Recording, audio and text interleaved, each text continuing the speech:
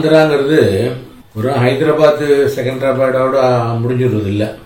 அது வந்து நைஸான்னு சொல்லுவோம் ஹைதராபாத். அதெல்லாம் உண்மையான ஆந்திராங்கிறது வந்து விஜயவாடாலேருந்து இப்படி போனோம்னா விசாகப்பட்டினம் வரைக்கும் பறந்துருக்கிற பிரதேசம்தான் உண்மையான ஆந்திர பிரதேஷ். அங்கே தான் பயிர்கள், நெல்லுகள், கரும்பு எல்லாம் விளைந்து ஆந்திர பிரதேசத்தை சுபீட்சமாக வைக்கக்கூடிய ஒரு இடம். எனக்கு ஆரம்ப காலத்தில் வந்து நான் பண்ண படங்கள் இன்னும் சென்னையில் பண்ணேன், இல்லைன்னா அதிகபட்சம் ஹைதராபாத்தில் பண்ணியிருக்கேன். ஏன்னா ஹைதராபாத்தில் தான் ஸ்டூடியோலாம் இருக்குது, ஃபெசிலிட்டி இருக்குது, லேப் இருக்குது, எல்லாம் இருக்குது. அதனால் எனக்கு ரொம்ப ஆசை ஆந்திராவில் போய் பண்ணணும், அந்த கோஸ்டல் ஆந்திராவில் போய் பண்ணணும். ஏன்னா நம்ம நிறைய கே விஸ்வநாத் சார் படங்கள்லாம் பார்த்து பிரமிச்சு போயிருக்கோம். அந்த கடல் மாதிரி ஒரு கோதாவரியில் வந்து போட்டில் போகிற மாதிரிலாம் ஒரு சங்கராபரணம்லாம் ஆரம்பிச்சிருப்பார். அதெல்லாம் அட்டகாசமாக இருக்கும். ஐயோ அந்த மாதிரிலாம் போய் எடுக்கணும், நம்ம என்ன போய் இங்கேயோ சிட்டியில் எடுத்துகிட்டு இருக்கோமேங்கிறது உள்ளுக்குள்ளே ஒரு குறையா இருக்கும். பட் ஆனால் அதுக்கேற்ற மாதிரி சப்ஜெக்ட் அமையணுமே. இங்கே அமையிற சப்ஜெக்ட் எல்லாமே அப்படி தான் இருக்கும். அப்படி இங்கே நான் உழந்துட்டு இருக்கும்போது அப்படி இங்கே பண்ணாலுமே வந்து அதிகபட்சம் என்ன பண்ணுவோம்னா இங்கே இருக்கிற பக்கத்தில் இருக்கிற ஆந்திர பிரதேஷ் பார்டரில் போய் எடுத்துகிட்டு வந்துடும். யாரும் அவ்வளோ தூரம் மெனக்கிட்டு போனதே கிடையாது. இந்த சந்தர்ப்பத்தில் வந்து எனக்கு ராமோஜி ஃபிலிம் சிட்டி, அவங்க ராமோஜி ஃபிலிம் சிட்டின்னு இப்போ சொல்கிறேன், அப்போ ராமோஜி ராவ், உஷாகிரன் மூவிஸ், அதுதான் அவங்க பேர், கம்பெனி பேர். உஷாகிரன் மூவிஸில் பிரதிகட்னான்னு ஒரு படம் எடுத்து ஒரு மாபெரும் பேர் சம்பாதிச்சு விஜயசாந்தி நடித்தாங்க. அது ஒரு சூப்பர்லேட்டிவ் ஹிட். அது அதுக்கப்புறம் மயூரின்னு ஒரு படம் பண்ணாங்க. சுதா சந்திரன் அவங்களுடைய கால் ஆக்சிடெண்ட்டில் போயிருக்கோம். அவங்க எப்படி அங்கேருந்து மேலே வந்து டான்ஸ் ஆட வந்து ஒரு சிறந்த டான்ஸராக வந்தாங்க அப்படிங்கிற சுதா சந்திரனுடைய லைஃப். ஸோ அப்படிப்பட்ட படங்கள் பண்ணுறவங்க அவங்க வந்து என்பால் ஈர்க்கப்பட்டு இவங்க மெட்ராஸில் உட்காந்துட்டு ஒரு அருமையான படங்கள் பண்ணுறான். அவருக்கு ரொம்ப ஹியூமர் பிடிக்கும் ராமோஜி ராவுக்கு. அவர் என்னுடைய படங்களை பார்த்துட்டு ரொம்ப ஒரிஜினல் ஹியூமராக இருக்குது, அவர் நம்ம பேனருக்கு பண்ணுவாரான்னு கேளு அப்படின்னு சொன்னோன்னா நான் அவங்க கேட்டாங்கன்னா நான் ஒத்துக்கிட்டேன். அது வந்து சந்தமாமா ராவேன்னு ஒரு படம். அது மூலக்கதை அவங்க கொடுத்தாங்க. அதுக்கப்புறம் நான் திரைக்கதை வசனம் அதெல்லாம் நான் எழுதிக்கிட்டேன். அந்த படத்தில் வந்து ஒரு பணக்கார வீட்டில் வந்து முதல் சம்சாரத்தோட பொண்ணு, அந்த பொண்ணு யாரும் சீண்டவே மாட்டாங்க, சின்ன பொண்ணு தான், 4 வயசு. அவர் வீட்டில் பெரியவர் 2ஆம் கல்யாணம் பண்ணிக்கிட்டாரு. அந்த சம்சாரம், அந்த குழந்தைங்க தான் அவருக்கு பெருசாக தெரியும். இந்த குழந்தைக்கு யாரும் கிடையாது, ஒரு சின்ன பூனை. இந்த பூனை தான் அந்த குழந்தைக்கு பெட்டு. ஆனால் சொத்து பாதி அந்த குழந்தைக்கு இருக்குது. அதனால் அந்த வீட்டில் அவர் கிழமை இருப்பான், அந்த குழந்தைய எப்படியாவது கொல்லணும் அப்படின்னு முயற்சி பண்ணிக்கிட்டே இருப்பான். அந்த கொலை முயற்சியிலேருந்து அந்த பூனை தான் அவன் காப்பாற்றும் இப்படிங்கிறத ஒரு கதை பண்ணிக்கிட்டோம் அப்படின்னு சொல்லி அந்த படம் எடுக்க தொடங்கி. அது வந்து காமெடியாக இருக்கும். ஏன்னா அதனுடைய பெரிய ஹீரோக்கள் கிடையாது, எல்லாம் வில்லனாக தானே இருக்கான். ஹீரோ யாராவது சந்திரமோகன், நூத்தன் பிரசாத்னு 2 காமெடியன்களை ஹீரோவாக்கி இந்த பொண்ணை கொலை பண்ண ட்ரை பண்ணும்போது இவங்க காப்பாற்றுறாங்க எதேச்சியா. அப்போ இந்த பொண்ணு வந்து இவங்களோட ஸ்லம்முக்கு வந்துடும். இந்த ஸ்லம்மில் அவங்களோட தங்கி இருக்கும். அது எப்படி இவங்களெல்லாம் மாற்றும், இவங்க பல்லே விளக்க மாட்டாங்க, குளிக்கவே மாட்டாங்க, இவங்களெல்லாம் எப்படி சேஞ்ச் பண்ணுங்கிறதெல்லாம் ஒரு காமெடியாக வரும். அதுக்கப்புறம் வந்து எப்படி இவங்க வந்து இந்த பொண்ணை அவங்க அப்பாவுக்கு அறிவுரை ஏற்று சொல்லி இந்த பொண்ணை கொண்டு போய் சேர்த்து வைக்கிறாங்கிறது தான் கதை. பட் கிளைமேக்ஸில் என்னென்னா இந்த பொண்ணை தூக்கி இங்கே பூட்டி வச்சுருப்பாங்க கடத்தல்காரர்கள்லாம். இந்த பொண்ணை யார் காப்பாற்ற முடியும்? நம்ம வச்சுருக்கிறது என்னமோ காமெடியன் ஹீரோஸ். இவங்க போய் பிரம்மாண்டமாக சண்டை போட்டுக்கிட்டுலாம் செறிஞ்சி மாதிரி சண்டை போட்டுலாம் பண்ண முடியாது. அப்போ என்னடா பண்ணலாம், இந்த பூனையை வச்சு எதாவது செய்வோம்.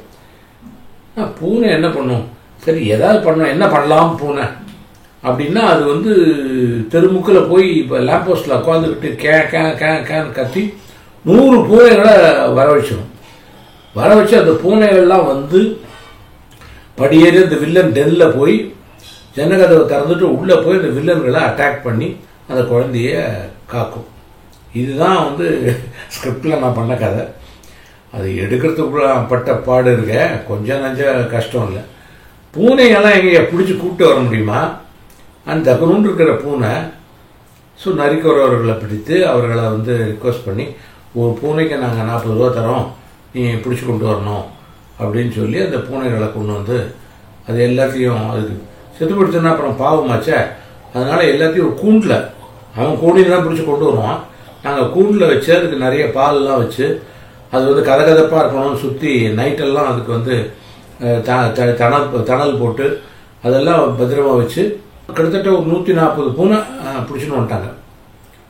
ஸோ எங்கள் அசிஸ்டன்ட் டைரக்டர்ஸ்க்கு எல்லாருக்குமே பெரிய லெதர் க்ளவுஸ் இவ்வளோ பெருசு வரைக்கும், காலில் அதே மாதிரி. ஏன்னா அது கடிச்சு விடுது. பூனை கடிக்கும்னா நகத்தால் பிராண்டினால விஷம் இல்லையா, அதெல்லாம் ஸ்ட்ரே பூனைகள். அதனால் ஸோ கஷ்டப்பட்டு அந்த பூனைகளை வில்லன் டென்னில் அது ஏற வைக்கணும். அது கண்டபடி ஏறும். பூனைகள் வந்து படிக்கட்டிலலாம் போன்னா போகாது நாய் மாதிரி. ஸோ அது ஜன்ன வழியாக ஏறும், இப்படி ஏறும், அப்படி ஏறும், அப்படி ஏறும்.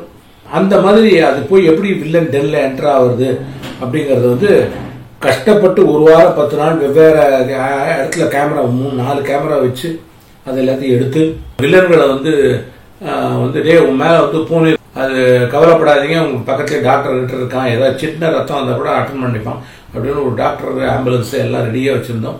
வச்சு அந்த இதை எடுத்தோம். பட் அப்படியே அவனுக்கு பயந்துட்டாங்க.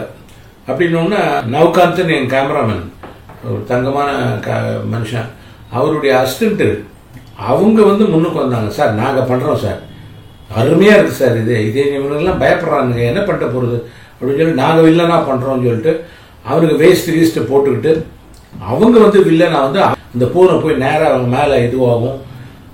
இவங்க இப்படி உதறினா அது உதற விடாது. அங்கங்கே க்ளோஸ்அப் அந்த பூனைக்கு அந்த சவுண்ட்ஸ் எல்லாமே லைவ் சவுண்ட்ஸை ரெக்கார்ட் பண்ணிட்டோம்.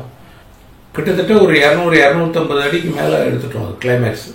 ஏன்னா நம்புற மாதிரி இருக்கணும் இல்லையா. அந்த பூனைகள்லாம் வந்து பாயும் பொழுது பார்த்தா புலி மாதிரி இருக்குது. பூனைக்கும் புலிக்கும் பெரிய வித்தியாசமே கிடையாது இல்லையா, சைஸில் தான் பெருசு. மற்றபடி இந்த கோடுகள் எல்லாம் புலி மாதிரியே தான் இருக்கும் பூனை. ஸோ அதை வச்சு எடுத்துட்டு கட் பண்ணி எல்லாத்தையும் பண்ணிட்டு கௌதமராஜன் அவர் தான் சார் எடிட்டர், ரொம்ப கஷ்டப்பட்டு அவர் ரெடி பண்ணார். அதை ரெடி பண்ணி அதை ரீரெக்கார்டிங்க்கு பார்க்குறோம். நான் சொன்னேன் அந்த சவுண்ட்ஸ் எல்லா பூனைகள் சவுண்டும் ஒரிஜினல் சவுண்டும் அப்படியே வச்சுக்கோங்க, அது எல்லாத்தையும் நமக்கு தேவைப்படும். அதனால் தயவு செஞ்சு வேறு போய் நம்ம இங்கேருந்து ஸ்டாக்லாம் கொண்டு வர வேண்டாம், இந்த பூனைகள் சவுண்டே இருக்குது அப்படின்னு சொல்லி அந்த பூனை சவுண்டை வச்சுட்டு போட்டு காப்பியில் பார்க்குறோம். திகில். ஐயோ இது வந்து நம்ம குழந்தை படமாக எடுத்திருக்கோம், இது என்ன கிளைமேக்ஸ் வந்து திகிலாக இருக்குது அப்படின்னா முதல்ல சென்சார் போட்டுருவோம். சென்சார் என்ன சொல்கிறாங்கன்னு பார்ப்போம். சென்சார் ரொம்ப அப்ரிஷியேட் பண்ணாங்க. எப்படி எடுத்தீங்க இதை நீங்கள் அப்படின்னு சொல்லி ரொம்ப அப்ரிஷியேட் பண்ணாங்க. அதுக்கப்புறம் சார் இது கொஞ்சம் நம்ம ஹாரிஃபைங்காக இருக்குது, கொஞ்சம் குறைச்சிருங்க அப்படின்னா. சார் நான் டெஃபினட்டாக குறைப்பேன், எங்களுக்கு அது ஐடியா இருக்குது சார் அப்படின்னு சொல்லிட்டு அப்புறம் கடைசியாக ராமோஜிராவுக்கு போட்டு காட்டணும். அவர் பார்த்துட்டு அசந்துட்டார். என்ன இவ்வளோ கஷ்டப்பட்டு இவ்வளோ இது பண்ணி எடுத்துருக்கீங்க சார், அல்டிமேட்டாக இது குழந்தைகளுக்கு போகணும் சார், குழந்தைகள் வந்து தைரியமாக வந்து தியேட்டரில் பார்க்கணும். இந்த சத்தமே நாய்ஸ் செட்டிங்காக இருக்குது, நீங்கள் ஸ்டீரியோவில் வேறு போட்டு விட்றீங்க சத்தத்தை, பூனை உருமுறதெல்லாம் அப்படின்னு. ஸோ அது எல்லாத்தையும் மைல் டவுன் பண்ணி அந்த படம் வந்து சந்தமாமா ராவேங்கிற படம் வந்து சின்ன குட்டி ஊரில் கூட 100 நாளைக்கு மேலே ஓடின ராமோஜி ஃபிலிம் சிட்டிக்காக, உஷாகரன் மூவிஸ்க்காக நான் எடுத்த முதல் படம் பெரும் வெற்றி. அந்த படம் முடிஞ்சவுடனே அவர் வந்து அடுத்தது என்ன மாதிரி படமெல்லாம் வழக்கமாக என்ன பண்ணுவாங்கன்னா அவங்க போட்டு பார்ப்பாங்களாம். பார்த்தோன்னே ஒரு மத்தியானத்துக்கு மேலே ஒரு ரீலாக பாட்டு அவர் கரெக்ஷன் சொல்லுவார்லாம். அவர் என் படத்தை பார்த்து ஒன்றுமே சொல்ல, நாங்கள் லஞ்சுக்கு போகிறோம் அப்படின்னு சொல்லி லஞ்சுக்கு கூட்டின்னு வந்துட்டார். லஞ்சு சாப்பிடும் பொழுது இப்போ அடுத்து என்ன மாதிரி பண்ணலாம், நான் ஒரு நாவல் படித்தேன், அந்த கதை நல்லா இருக்கு, அதை பண்ணலாம் அப்படின்னு சொல்லி அவருக்கு ஒரு கதை சொன்னேன். ரொம்ப நல்லா இருக்கு, இது பண்ணுவோமே அப்படின்னு சொல்லி அவருக்கு பிடிச்சிருந்தது. ஓபாரிய கதான்னு அந்த படம், அதான் ஜெயசுதாவை முன்ன வச்சு அந்த படம் பண்ணோம். நிறைய பாம்பேயில் எடுத்தோம் அந்த படத்தை. 15 நாள் 20 நாள் பாம்பேயில் ஷூட் பண்ணோம். ரொம்ப அட்டகாசமான ஒரு படம். அந்த படத்துக்கு நிறைய அவார்டு வந்துச்சு, நல்லா ஓடின படம். அந்த படத்தினுடைய ஒரு பெரிய சிறப்பு என்னென்னா, இசையமைப்பாளர் யாருன்னா எஸ்பி பாலசுப்ரமணியம் அவர்கள். அது வரைக்கும் நிறைய அவர்கள் வந்து பாடுவார், விடுவார், எல்லாம் பண்ணுவார். ஏன் இந்த படத்துக்கு பாலுவே மியூசிக் போடக்கூடாது அப்படின்னு சொல்லி பாலுவை போட வச்சு ராமோஜிராவுக்கும் ரொம்ப சந்தோஷம். ஏன்னா அவர் ரொம்ப க்ளோஸு, பாலுவும் அவரும் ரொம்ப க்ளோஸு. ஸோ பாலுக்கும் ரொம்ப திருப்தி, நிறைவு. அந்த படத்தில் அவர் போட்ட பாட்டுகள் எல்லாமே சூப்பர் ஹிட் பாட்டுகள், ரொம்ப அருமையான பாடல்கள். படமும் ரொம்ப நல்லா போச்சு. அதுக்கப்புறம் தான் வந்து வேறு மாதிரி படம் பண்ணோம், பசங்களை வச்சு எதாவது பண்ணுவோம். அது என்ன ஓபரிய கதைங்கிறது ஹெவி சப்ஜெக்ட். ஸோ பசங்களை வச்சு பண்ணலான்னு தான் பைலா பச்சீஸ், ஆனந்த் பாபு, ரம்யா கிருஷ்ணன், டிஸ்கோ சாந்தி எல்லாம் பொடிங்க. அப்போ எல்லா வயசு சின்ன வயசு அதுங்க. ராஜேந்திர பிரசாத் வந்து வாத்தியார், இதெல்லாம் ஸ்டூடெண்ட்ஸ் பயங்கரமாக டபாய்க்கும் அப்படிங்கிற இது. அவன் ரொம்ப நல்லவன், எல்லாத்தையும் பொறுத்துப்பான் அப்படிங்கிற மாதிரி போய் அவனுடைய பொறுமைக்கும் ஒரு எல்லை உண்டுன்னா கூட அவன் வந்து அந்த பொறுமைக்கு எல்லை என்னன்னா மன்னித்து விடுறது தான். எல்லாரும் பிடிச்சி அவன் தூக்கி உள்ளே போய் டிஸ்மிஸ் பண்ணியிருக்கலாம், பட் அவன் பண்ணல. அதில் எல்லாம் மனசு மாறிடுவான், மாறி ஒபீடியன்ட் ஸ்டூடெண்ட்டாக மாறுவாங்க. அந்த அந்த பைலா பச்சீஸும் சிறப்பாக ஓடின படம். அந்த பைலா பச்சீஸ் கம்பல் பண்ணி என்ன ஒரு ரோல் பண்ண வச்சாங்க. எனக்கு எப்போதுமே என்னென்னா முதல்லேருந்தே என்ன தெலுங்கில் பண்ணுங்கிறாங்க. இதில் என்னென்னா தெலுங்கில் நம்ம பண்ணும் பொழுது நாம ஓனாக பேசணும். இப்போ என்னுடைய மாடுலேஷனுங்கிறது என்னுடைய மாடுலேஷன் இல்லையா. ஸோ என் குரல் எல்லாருக்கும் ஃபெமிலியரான குரல். நான் இன்டர்வியூலாம் பேசுறது என் குரல் எல்லாருக்கும் தெரியும். நான் எனக்கு மேலே யாராவது டப்பிங் வாய்ஸ் போட்டாலே அது பாதி போயிடும். அப்போ நானும் கரெக்டாக உச்சரிப்புகள், இப்போ நம்ம தமிழ் மாதிரி கிடையாது உச்சரிப்பு. தமிழ்லாம் நம்ம பிறந்ததுலேருந்து நம்ம பழகிட்டோம். கக்கா கக்கங்க தத்தா தத்தானாலும் நம்ம பழகிட்டோம். வேற தெலுங்கு நமக்கு தெரியாது இல்லையா. உச்சரிப்பெல்லாம் இருக்குது, இல்லை 3 இருக்குது. ஸோ அதெல்லாம் கரெக்டாக பண்ணோம்னா நம்ம பண்ணணும், இல்லைன்னா பண்ணக்கூடாதுங்கிறதுக்காகவே முதல்லேருந்தே நான் ஒதுங்கி இருந்தேன். நிறைய பேர் வந்து ஆரம்பத்துலேருந்தே நீங்கள் பண்ணணும் சார், உங்கள் படங்களில் நீங்கள் தான் பண்ணணும் அப்படின்னு. இல்லை வேண்டாம்ப்பா, தமிழ் ஸ்லாங் அடிக்கும் வேண்டாம் அப்படின்னு. அப்புறம் அந்த படத்தில் நானும் ஒரு வேஷன் பண்ணேன். ரமேஷ் விநாயகம் எல்லாமே புது பசங்களாக போடுறோம், ராமோஜிராவ் வந்து எல்லாத்தையும் புதுசாக போடுங்களேன் அப்படின்னு தான் நான் வந்து ரமேஷ் விநாயகம் அப்போ வந்து அவருடைய கேசட்லாம் கொடுத்துருந்தார். ரொம்ப புத்திசாலி, ரொம்ப திறமை வாய்ந்தவர். தமிழில் அவருக்கு பெரிய பிரேக் இன்னும் வரல, இன்னும் அவர் ட்ரை பண்ணவே இல்லை. ஸோ எங்கிட்ட கொடுத்தோம்னா நான் சொன்னேன், நான் தமிழை உண்மையே பண்ணலையே, நான் தெலுங்கில் தான் பண்ணுறேன். சரி வாங்க, நான் வந்து தெலுங்கில் இந்த டியூன்ஸை எல்லாருக்கும் பிடிச்சிருந்தோன்னா உங்களை நான் வந்து தெலுங்குலேயே இன்ட்ரடியூஸ் பண்ணுறேன்ட்டு ராமோஜிராவ் காட்டினேன். ராமோஜிராவுக்கு ரொம்ப பிடிச்சிருந்தது.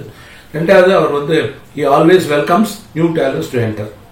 ஸோ அவர்கிட்ட சொல்லி அந்த ரமேஷ் விநாயகத்தினுடைய பைலா பச்சீஸ் முதல் படம். அவருக்கு உதவியாளர் யாராருன்னா எம்எம் கீரவாணி. ஏன்னா லிரிக் எழுதி வாங்கணும், அது கரெக்டாக இருக்கான்னு பார்க்கணும், அதெல்லாம் அவருக்கு தான் தெரியும். அதான் அவரை வந்து அப்புறம் மரகத மணின்னு நம்ம தமிழில் சொல்லுவோம், அவர் எம்எம் கீரவாணிங்கிறது தான் அவருடைய ஒரிஜினல் பேர். ரமேஷ்க்கு அவர் ஹெல்ப் பண்ணார், எல்லாம் பண்ணார். அந்த படத்தில் பாடவும் பாடினார். அதுக்கப்புறம் வந்து அடுத்த படத்துக்கு கீரவாணி தான் மியூசிக் அப்படிங்கிற மாதிரி மனசில் ஒரு தீர்மானம் பண்ணிட்டோம். அந்த படம் தான் அஸ்வினி.